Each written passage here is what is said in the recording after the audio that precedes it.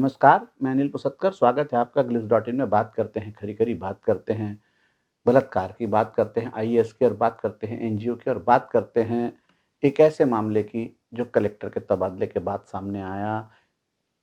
तबादला अगर नहीं होता तो सवाल ये उठता है कि क्या ये मामला वैसे ही चलते रहता?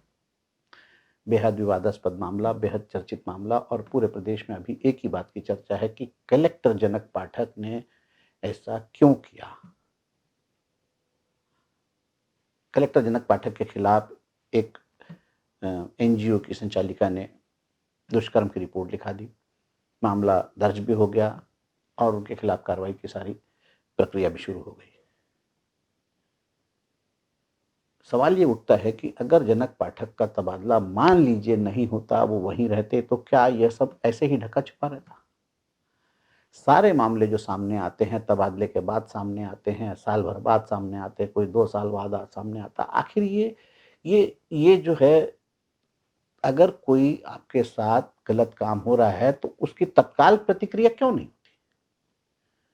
या उसकी तत्काल शिकायत क्यों नहीं होती? राय पुलिस तो वही है। जांजगीर चांपा की पुलिस नहीं बदली, कलेक्टर बदला है। आज आप पुलिस में जा सकते हो, उस समय पुलिस में क्यों नहीं गए जब आपके साथ अपराध हुआ? ये सिर्फ उदाहरण मात्र है। यहां हमारी मंशा उस पीड़िता के साथ हुए अन्याय को गलत ठहराने की नहीं। हमारा सवाल यह है कि यदि आपके साथ अन्याय हो रहा है तो आप अन्याय सह क्यों रहे? फिर कहा जाता है कि अन्याय सहने वाला भी अन्याय करने वाली जितना ही बराबर का भागीदार होता है। आप सहते क्यों रहे? आपके पास अश्लील मैसेज आते रहे, आप देखते क्यों रहे? आपके पास अश्लील चैटिंग होते रही आपके साथ, आप खामोश रहे? आपके साथ दफ्तर में दुष्कर्म हो गया, केबिन में दुष्कर्म हो गया, आप घर में बुला रहे हैं, घर जा रहे हैं आप, क्यों? फिर आप कह रहे पति को बर्खास्त करने की धमकी दे रहा था, पति को बर्खास्त करने की धमकी दे रहा था। फिर अगर नहीं होता तो सवाल वही आता है, अगर ट्रांसफर नहीं होता तो क्या ये सिलसिला चलते रहता? तो फिर ये दुष्कर्म नहीं होता। सवाल एनजीओ की भूमिकाओं का भी है। केंद्र सरकार ने तो फॉरेन कंट्रीब्यूशन रेगुलेशन एक्ट के तहत जितने भी जो पंजीबद्ध एनजीओ थे उन पर रोक लगा दी है। विदेशी चंदों का कोई हिसाब ही नहीं है। प्रदेश में भी छत्तीसगढ़ राज्य बनते ही एनजीओ तो ऐसे उगे जैसे बरसात के बाद बिल से चींटियां निकलती बिलबिला के बाहर। जगह जगह एनजीओ, जगह जगह एनजीओ। सारे एनजीओ खराब है हम नहीं कहते, अधिकांश एनजीओ अच्छे होंगे, कुछ एनजीओ खराब होंगे, लेकिन जो खराब एनजीओ है वो अच्छे एनजीओ की छवि खराब कर रहे हैं। तो उसमें अच्छे एनजीओ को भी सामने आना चाहिए कि भाई ये खराब एनजीओ है, ये छवि खराब कर रहा है और इसका काम सही नहीं। आखिर में सोसाइटी का वॉचडॉग बनेगा कौन? पिल्ली के गले में घंटी बांधेगा कौन? राज्य बनने के बाद से जितने भी विवादास्पद जो एनजीओ हैं, सारे के सारे के क्रियाकलापों की जांच हो जानी चाहिए। और एनजीओ जो जारी हैं, जो चल रहे हैं, उनकी साल में एक आध बार जांच तो होए। जगदलपुर में भी एक एनजीओ को लेकर भारी बवाल मचा हुआ है। पिछले सरकार में उसको बहुत काम मिलता था, इस सरकार में काम नहीं मिल रहा है। कोई कहता है कि इस सरकार में उसकी जांच होगी, तो इन्हें सरकार बदलेगी तो जांच होगी। अगर रमन सिंह की सरकार 15 साल नहीं बदली तो जांच ही नहीं हुई। इन्हें भला हो भूपेश बघेल का, अगर भूपेश बघेल की सरकार नहीं आती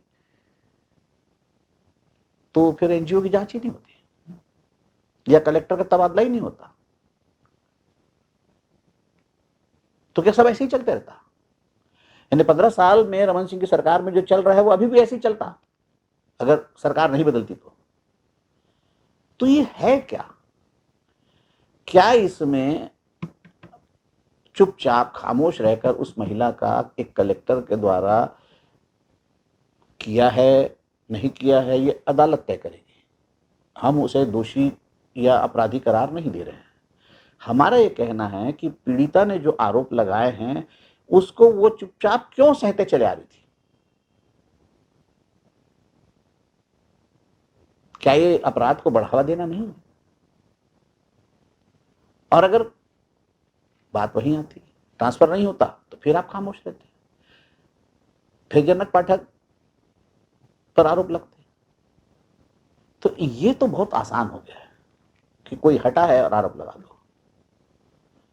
अगर जनक पाठक के खिलाफ आरोप अगर झूठे पाए जाते हैं, तो जनक पाठक की आज जो स्थिति है, आज वो समाज में मुंह नहीं दिखा सकते। उनकी बच्ची, उनके पत्नी, उनके रिश्तेदार, उनके जो भी है, उनको वो क्या मुंह दिखाएंगे?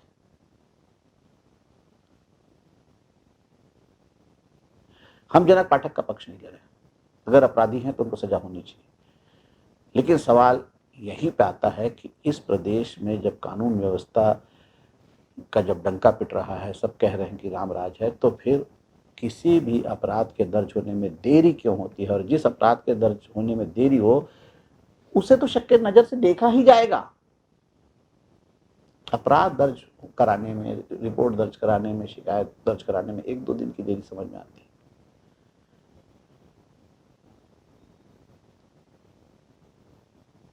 कुल मिलाकर एक बात तो तय है कि छत्तीसगढ़ में कोई भी किसी पर कुछ भी आरोप लगा सकता है। जांच होगी, दूध का दूध, पानी का पानी जब तक होगा तब तक होगा। तब तक जिस पर आरोप लगा है वो भुगतेगा। लेकिन सरकार को भी चाहिए कि एनजीओ की भीड़ में जो घुस आए हैं, भेड़ की शक्ल में जो भेड़िए घुस आए हैं, एनजीओ की शक्ल में जो जियो घुस आए हैं लाभ कमाने के लिए, जो गलत ऑर्गेनाइजेशन है, उनको छांटकर कचरा साफ करना बहुत जरूरी है। उनको निकाल बाहर करना बहुत जरूरी है। उनके खिलाफ कार्रवाई बहुत जरूरी है। तभी कुछ ठीक हो पाएगा। नमस्कार, अगले अंक तक के लिए दीजिए मुझे इजाजत। For more information, log on to www.clips.in.